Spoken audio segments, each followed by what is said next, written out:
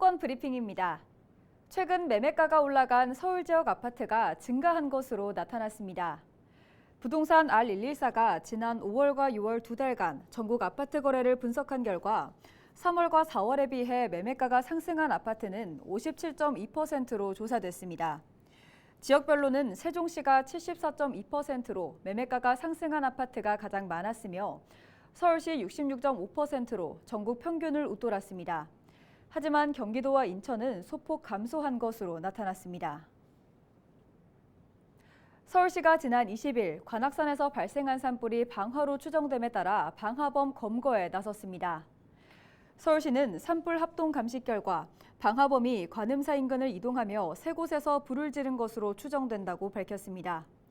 이에 따라 경찰은 CCTV를 통해 방화범 추적에 나섰으며 서울시는 방화범 신고자에게 300만 원의 포상금을 지급하기로 했습니다. 서울시는 관악산 방화범이 검거되면 수목 피해와 진화 인력 비용까지 구상권을 청구할 계획입니다. 이른바 부산 돌려차기 사건. 사건 당시 화면이 공개되면서 많은 이들의 공분을 불러일으켰습니다. 그런데 한 유튜버가 이 사건 가해자의 신상을 공개하면서 또 다른 논란에 불을 지폈습니다. 유튜버가 한 신상 공개는 적법한 절차를 따르지 않은 엄밀히 말하면 불법입니다. 불법이니까 잘못된 행동이었을까요? 누리꾼들의 반응은 제각각입니다. 알 권리와 범죄 예방을 위한 공익적인 제도가 훼손됐다는 지적이 있는 반면 국가가 하지 못하는 정의를 실현했다는 의견도 있습니다. 최근 또래 여성을 살해한 혐의를 받고 구속된 정유정, 부산에서 학생을 납치해 성폭행한 김길태, 경찰은 이들의 범행 수단이 잔인하다는 점, 또 재범으로 이어질 우려가 있다는 점 등을 들어 내부 심의를 거쳐 신상을 공개했습니다.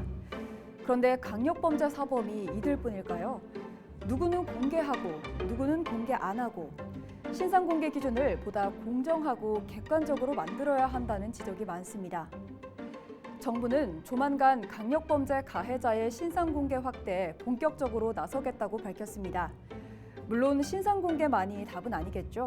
보다 근본적으론 범죄를 예방할 수 있는 방법이 무엇인지 깊이 있는 고민이 필요합니다.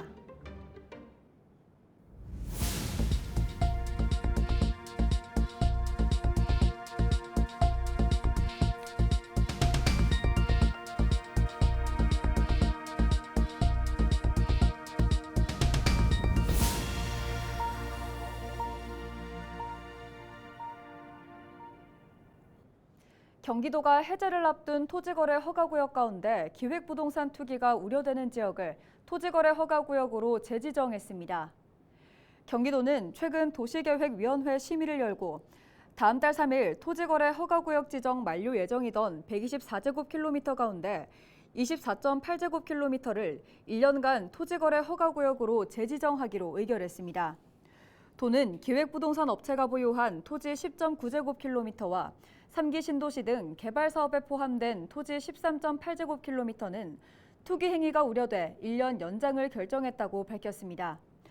토지거래 허가구역 내 토지를 허가받지 않고 계약할 경우 2년 이하의 징역이나 2천만 원 이하의 벌금이 부과됩니다.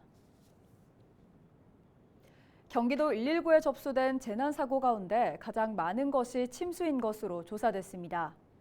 경기도 소방재난본부가 접수한 최근 3년간 119 재난사고 신고 건수를 보면 지난해 3,948건 등 8,293건으로 나타났습니다. 신고 유형별로는 침수가 3,314건으로 40%를 차지해 가장 많았으며 고립 4.2%, 붕괴 2.4%, 산사태 2.2% 순으로 조사됐습니다. 장소별로는 도로가 2,265건으로 27.3%를 차지해 가장 많았으며 반지하를 포함한 다세대와 상가, 주택과 아파트 순으로 나타났습니다. 인천시가 오는 7월 1일부터 모든 난임 부부에게 소득에 상관없이 난임 시술비를 지원합니다. 6개월 이상 인천시에 거주하고 건강보험 대상 시술을 받는 난임 부부로 난임 시술 1회당 최대 110만 원까지 총 21회를 지원합니다. 지금까지 수도권 브리핑이었습니다.